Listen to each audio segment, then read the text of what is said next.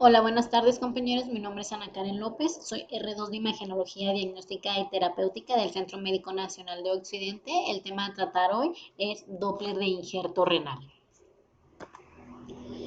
El trasplante renal se ha convertido en el tratamiento de elección para la enfermedad renal en etapa terminal y la ecografía es a menudo el método de imagen elegido para la evaluación del trasplante en las primeras etapas del posoperatorio y el seguimiento a largo plazo.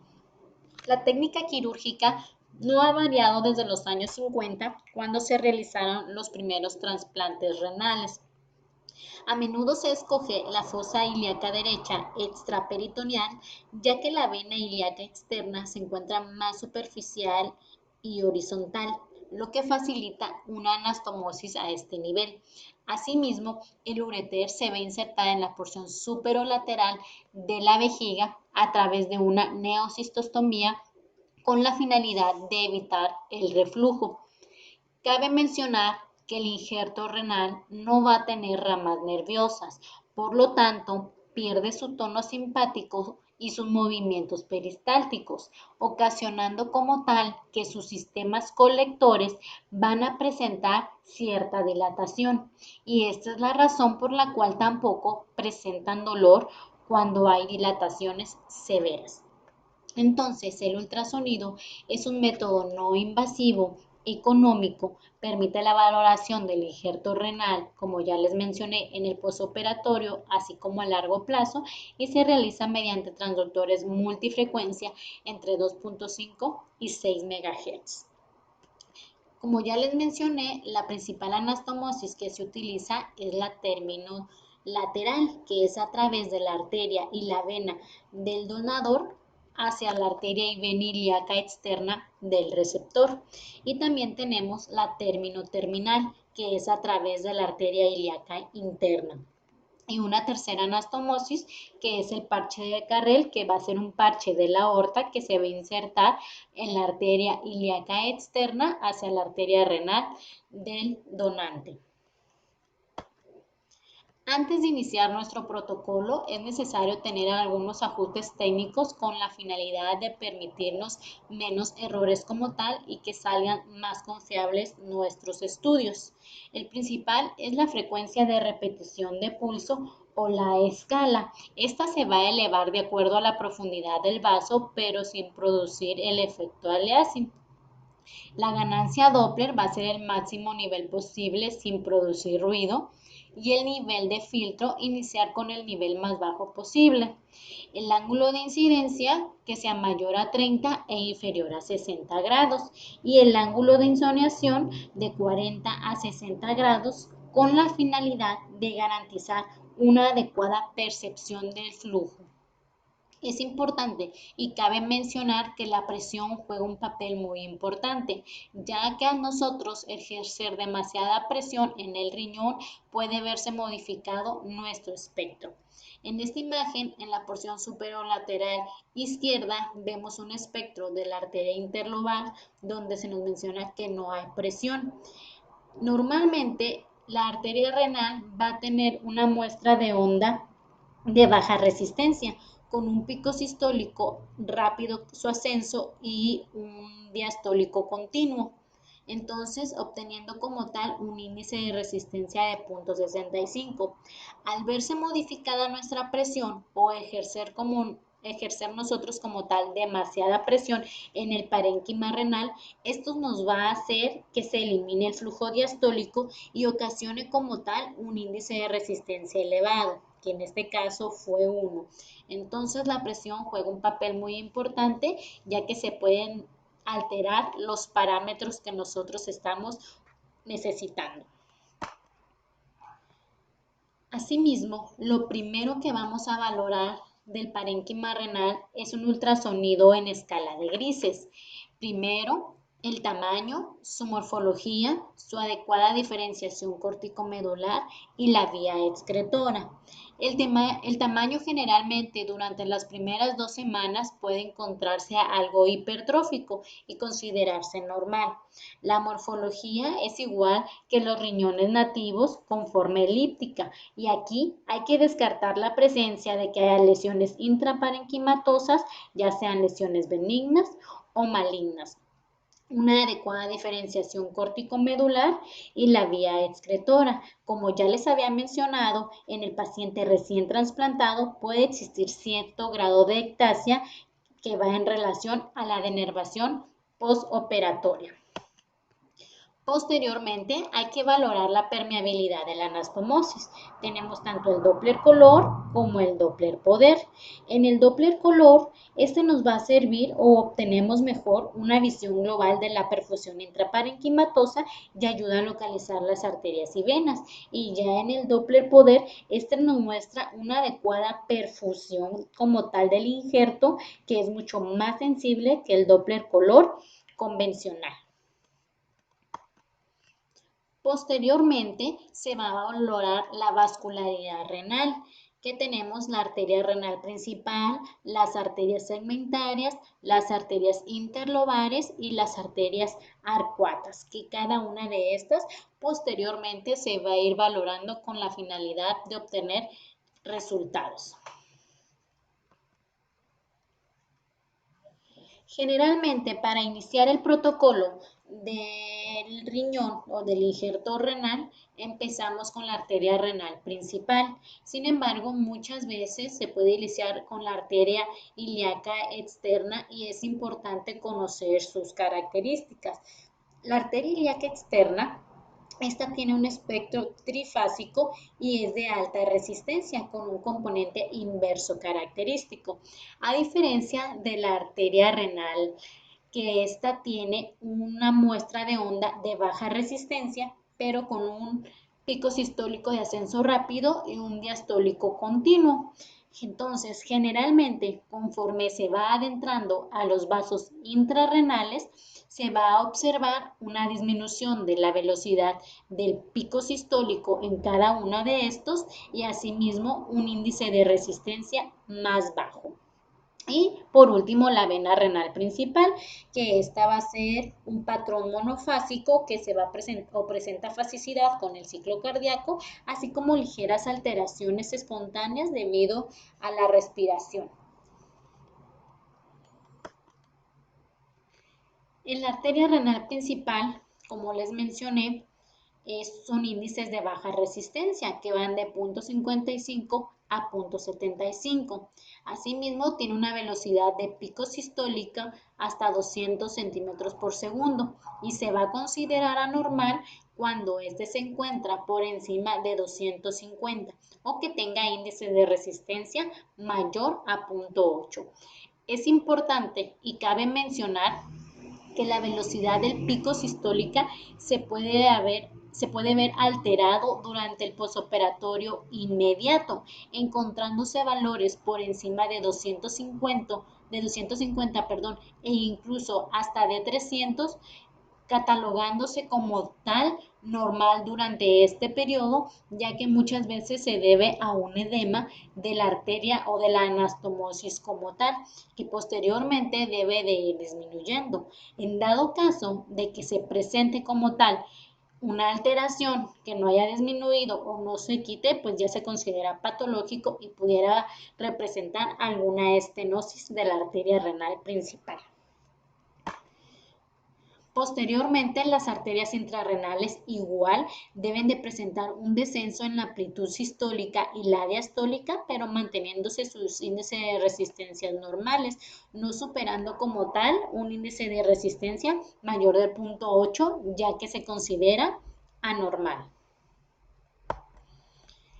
También tenemos por último la vena renal, que esta, como ya les mencioné, es un patrón monofásico o presenta fasicidad con el ciclo cardíaco, así como ligeras alteraciones espontáneas durante la respiración. Y lo importante de esta es denotar simplemente la presencia o ausencia de flujo. Algo que se me olvidó comentarles que es importante a la hora de tomar la arteria renal principal, no tomarla tan cerca de la anastomosis, ya que esto nos puede generar también alteraciones como velocidades de pico sistólica o elevada, así como áreas de turbulencia.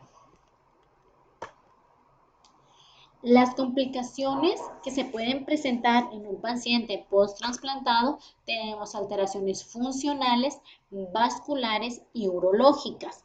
Dentro de las complicaciones funcionales tenemos las del rechazo, que es hiperagudo, agudo, crónico. La necrosis tubular aguda, la nefrotoxicidad, incluso la isquemia perioperatoria, entre muchas otras. En el rechazo hiperagudo, este va a estar mediado humoralmente y esta es generalmente a los minutos, secundarios a anticuerpos circulantes y se va a diagnosticar en quirófano. Generalmente es posterior al pinzamiento del pedículo vascular. Por lo tanto, la ecografía o el ultrasonido juega un escaso papel durante este proceso. Ya en el rechazo agudo, estas son células que van a atacar al halo injerto. El tratamiento que les dan es esteroides, ciclosporina o tracolimus. Aquí el riñón generalmente se va a ver edematoso o hinchado, ocasionando como tal un aplastamiento o una zona iliar comprimida. Puede ocasionar que haya aumento del índice de resistencia, pero se menciona que es poco específico, así como las otras complicaciones funcionales que se tiene, y el diagnóstico más que nada es un diagnóstico histopatológico. Ya en el crónico también es multifactorial y los índices Doppler raramente muestran alguna alteración significativa durante los perfiles del rechazo crónico e incluso se menciona que el índice de resistencia puede estar normal, aumentado o ausente, por lo cual es muy inespecífico. También tenemos la necrosis tubular aguda o la isquemia perioperatoria. En la necrosis tubular aguda, esta es la causa más frecuente de disfunción en el posoperatorio inmediato. El paciente generalmente presenta anuria, aumento de la creatinina, y por lo tanto pudiese presentar aumento de los índices de resistencia, así como una inversión del flujo diastólico. Sin embargo, se menciona también que no son específicos para el diagnóstico de necrosis tubular aguda. Y tenemos también la isquemia perioperatoria, que este es un compromiso transitorio nada más de la función renal que se puede resolver entre la primera y segunda semana. Y por último, tenemos la nefrotoxicidad. La nefrotoxicidad es ocasionada por fármacos inmunosupresores como la ciclosporina y el tracolimus, ocasionando una discreta fibrosis en el parénquima renal que ocasione también una disminución del flujo diastólico. Sin embargo, como les mencioné, cada una de estas alteraciones no son específicas para los resultados a través de la ecografía. Dentro de las complicaciones vasculares, las más frecuentes que tenemos es la estenosis arterial, la trombosis arterial, trombosis de la vena renal y fístulas arteriovenosas. La estenosis arterial va a ser la complicación vascular más frecuente. Hay artículos que nos mencionan de 1.5 a 5% o incluso de 5 a 10%. Esta se caracteriza por una aparición de hipertensión refractaria al tratamiento y el doble color nos va a servir para detectar la localización concreta de esta estenosis. ¿Cuáles son los parámetros para decir que tenemos una estenosis arterial? Tenemos parámetros tanto de la arteria renal principal como a nivel del parénquima renal. La arteria renal va a tener una velocidad sistólica mayor de 200 o 2 metros por segundo, así como turbulencias postestenóticas. En el parénquima renal tenemos un índice de aceleración menor de 3, el índice de resistencia va a estar disminuido, la morfología pardus tardus y ausencia del pico sistólico inicial, así como un tiempo de aceleración mayor a 0.07 segundos Esta es un ejemplo de paciente que presentó hipertensión refractaria al tratamiento, por lo cual se le solicitó un Doppler del injerto renal, observando como tal a nivel de las arterias interlobales una morfología o una onda tardus pardus. ¿Qué significa o qué quiere decir esta onda? Esta onda es una onda de pulso que se caracteriza por tener una amplitud disminuida, que es el pardus, y una velocidad de ascenso lenta, que es el tardus. Esta morfología es muy característica de la estenosis de la arteria renal principal. Y asimismo, en esta imagen que se muestra aquí, que estoy señalando, es el tiempo de aceleración mayor a los 0.07 segundos. ¿Qué es el tiempo de aceleración?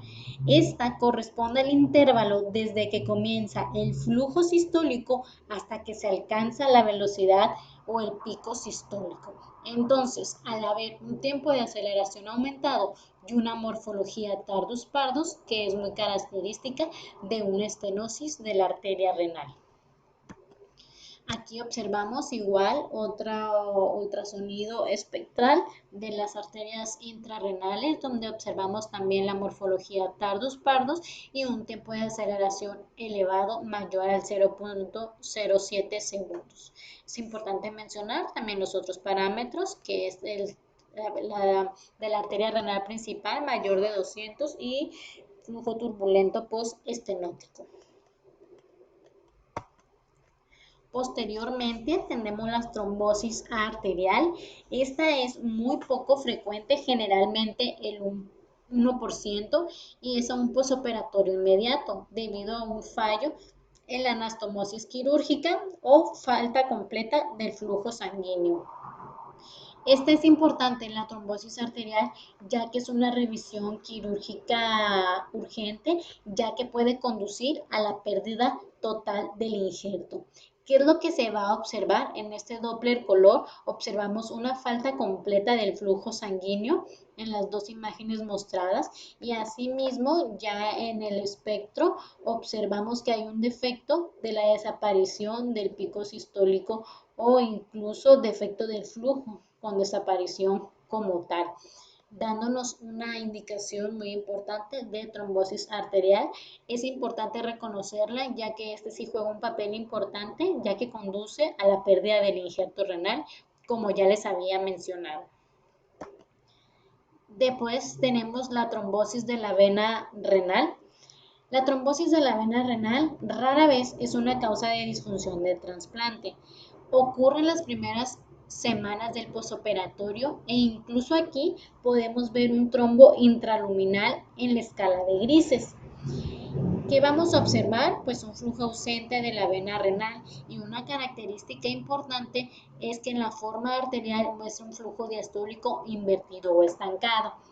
Aquí en este Doppler color en esta imagen superolateral derecha observamos ausencia del flujo de la vena renal, e incluso en la forma arterial nos va a mostrar un flujo diastólico que va a estar invertido o estancado. Sin embargo, este flujo también nos lo pudiera dar en la necrosis tubular aguda, aunque es muy inespecífica en la necrosis, pero al asociar estos dos parámetros, el flujo ausente de la vena renal, así como el flujo diastólico invertido o estancado de la forma arterial, son muy indicativos de la trombosis de la vena renal.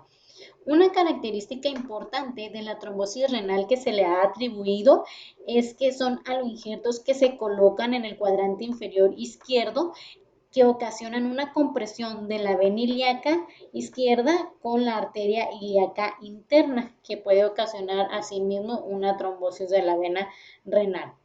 Estos pacientes cursan con oliguria, sensibilidad al injerto o hinchazón del mismo.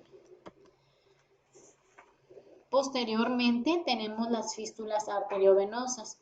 Estas fístulas arteriovenosas suelen aparecer posterior a las biopsias de injerto renal, son asintomáticas o con hipertensión arterial y presentan el fenómeno de Aliasing. Su tratamiento generalmente es una actitud expectante, ya que suelen ser muy pequeñas.